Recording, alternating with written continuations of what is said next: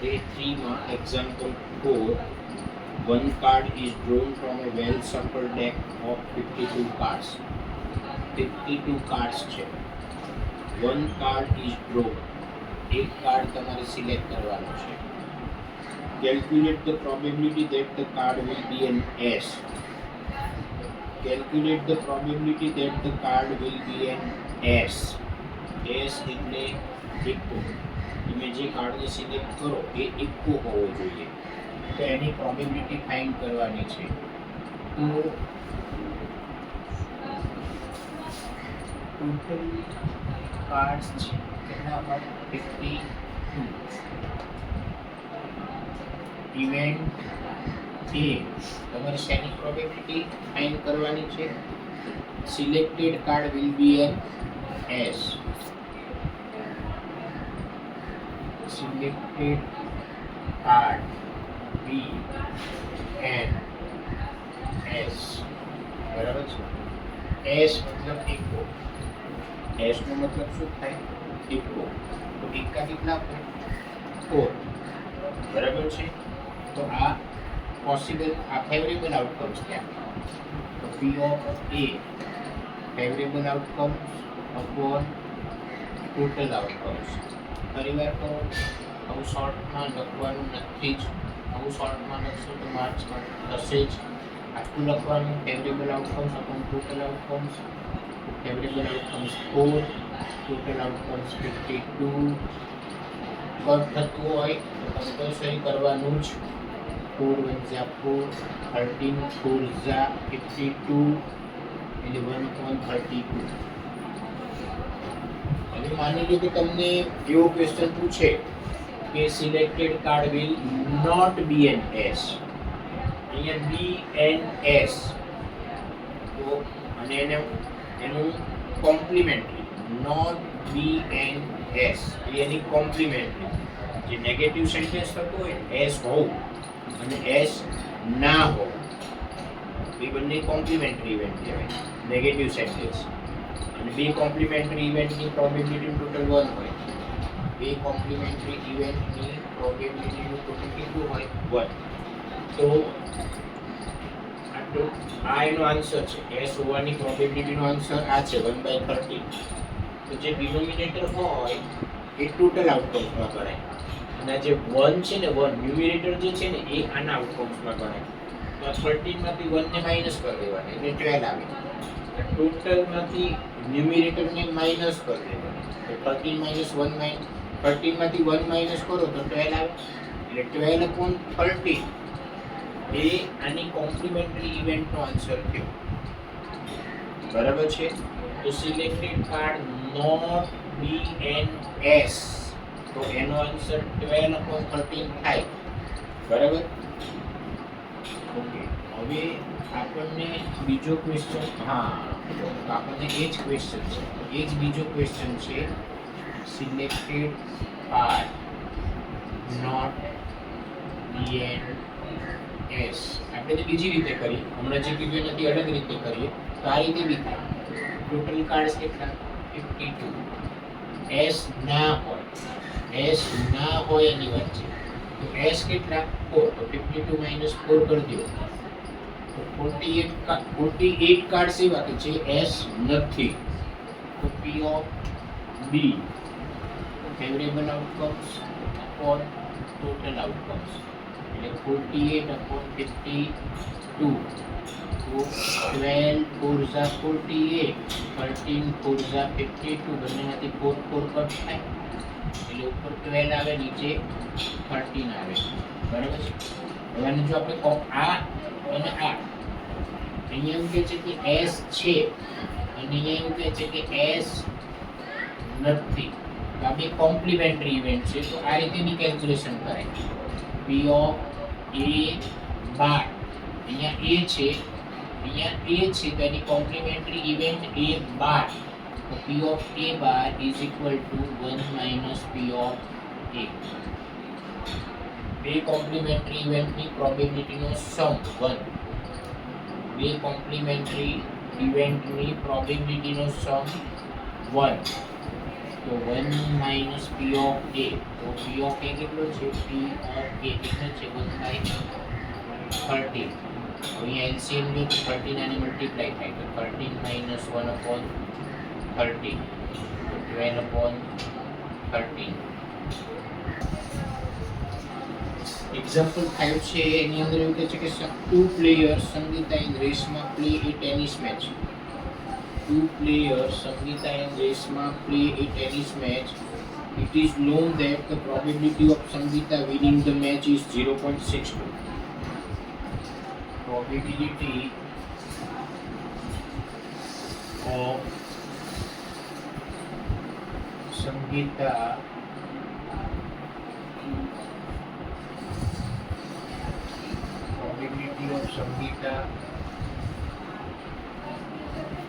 winning the match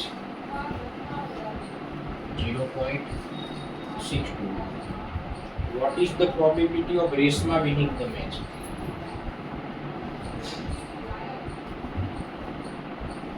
Probability of Reshma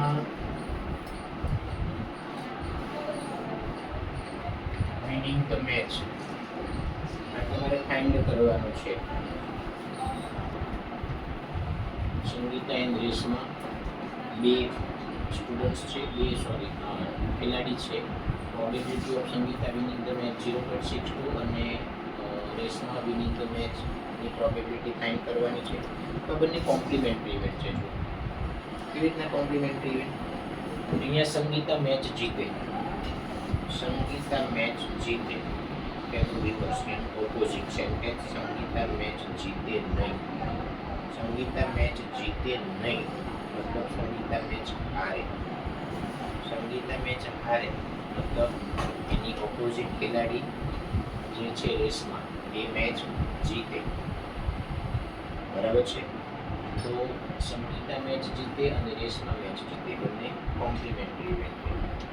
અને બે complimentary ઇવેન્ટની પ્રોબેબિલિટીનું total 1 થાય. તો એસ મતલબ સંગીતા, પી મતલબ probability. Probability of Sangeeta winning the match એટલે પી ઓફ એસ થયું. અને probability of Reshma winning the match એટલે પી ઓફ આર થયું. રેશમા માટે અહીંયા આર લખ્યું, સંગીતા માટે અહીંયા એસ લખ્યું. તો P of S plus P of R is equal to 1.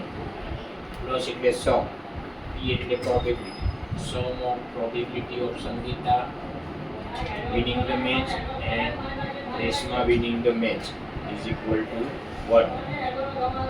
હવે સંગીતા વિનિંગ ધ મેચ છે એની probability 0.62, Reshma winning the match છે એની પ્રોબેબિલિટી ફાઇન્ડ કરવાની. આ પ્લસ છે આમ જાય તો minus. P of r is equal to 1 minus 0.62. અહીંયા પોઈન્ટ પછી બે ડિજિટ છે પણ અહીંયા તો કંઈ છે નહીં પોઈન્ટ. તો જ્યારે પણ સબટ્રેક્શન કે એડિશન કરવાનું આવે, સબટ્રેક્શન એડિશન કરવાનું આવે ત્યારે પોઈન્ટ પછી નંબર ઓફ ડિજિટ સરખા આવવા જોઈએ. પોઈન્ટ પછી નંબર ઓફ ડિજિટ કેવા આવવા જોઈએ? સરખા. અહીંયા પોઈન્ટ પછી બે ડિજિટ છે તો આમાં પોઈન્ટ પછી બે ડિજિટ કરવાના. 10 minus 2 એટલે 8, અહીંયા 9 થઈ જાય. 9 minus 6 એટલે 3, અહીંયા 0 થઈ જાય. એટલે આનો આન્સર થયો 0.38.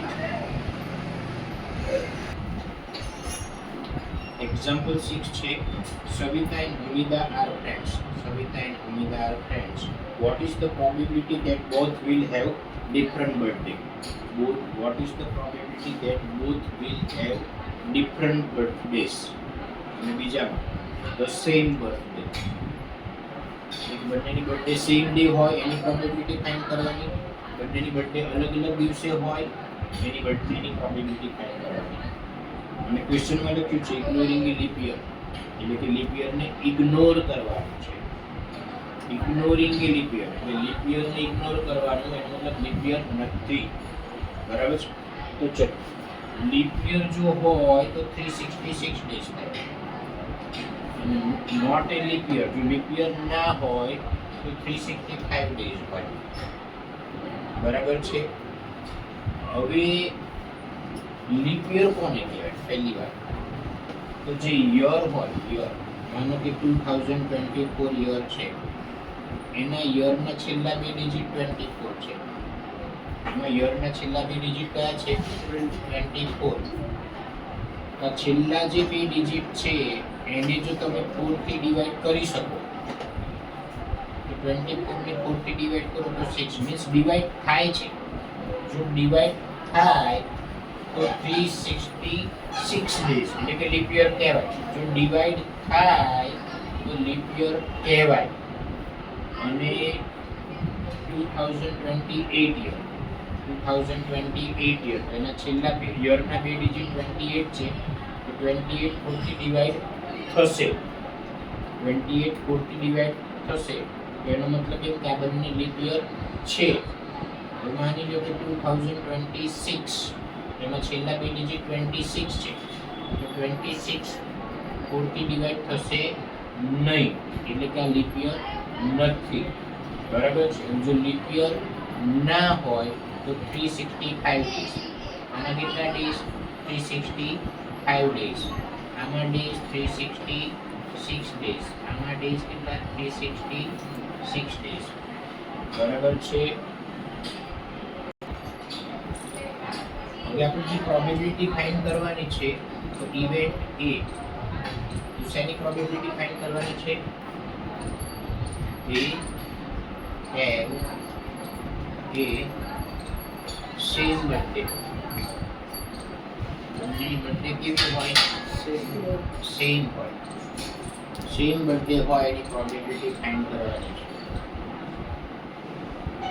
સેમ બર્થડે એનો મતલબ ટોટલ જે 365 ડેઝ છે એમાં કોઈ એક દિવસે બંનેની બર્થડે આવી જાય એટલે સિલેક્ટેડ ડે જે હોય ખાલી 1 આવે.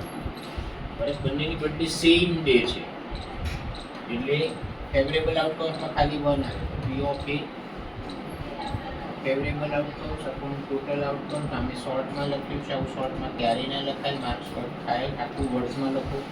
અહીંયા ફેવરેબલ આઉટકમ્સ 1 અને ટોટલ આઉટકમ્સ 365. લીપ યર નથી. જો લીપ યર હોય તો અહીંયા 366 આવે. પછી ફર્સ્ટ નંબર, આ સેકન્ડ નંબર હતો. સેકન્ડ નંબર ફર્સ્ટ નંબરમાં શું કહે છે? they have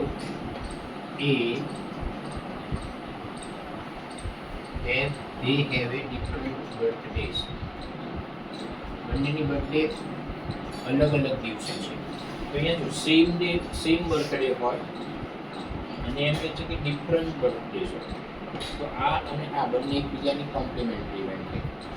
અને બે કોમ્પ્લિમેન્ટરી ઇવેન્ટની પ્રોબેબિલિટી ટોટલ શું થાય? 1.